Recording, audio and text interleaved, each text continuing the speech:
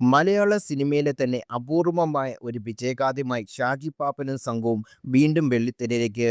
2015 തിയേറ്ററിൽ കനത്ത പരാജയം ഏറ്റുവാങ്ങേണ്ടി വന്ന ആട് ഒരു ഭയങ്കരജീവിയാണ് ചിത്രത്തിന്റെ മൂന്നാം ഭാഗം 2026 മാർച്ച് 19 റിലീസ് ചെയ്യും. സിനിമയുടെ റിലീസ് സമയത്ത് പ്രേക്ഷകർ കൈവിട്ട ചിത്രം പിന്നെ എങ്ങനെ പിൽക്കാലത്ത് ഒരു കൾട്ട് സിനിമ പദവി നേടിയെടുത്തു എന്നും ഇന്നും സിനിമാ ലോകത്തെ വിസ്മയിപ്പിക്കുന്ന ഒന്നാണ്. സംവിധായകൻ മിഥുൻ മനു തോമസ് തന്റെ ഈ കഥാപാത്രങ്ങളെ വിശേഷിപ്പിച്ചത് മാസ് ഇൻട്രയുമായി വരുന്ന ഒരു കൂട്ടം മണ്ടന്മാർ എന്നാണ്.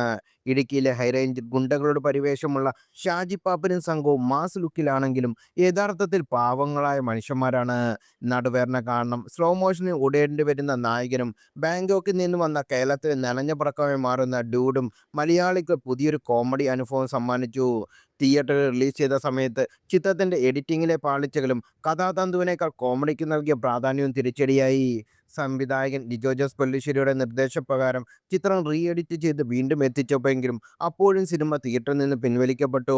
എന്നാൽ പിൽക്കാലത്ത് സോഷ്യൽ മീഡിയയിൽ ട്രോളുകളും മീമുകളും ഷാജി പാപ്പിനെ യുവാക്കൾക്ക് ഹരമായി മാറുകയും ചെയ്തു.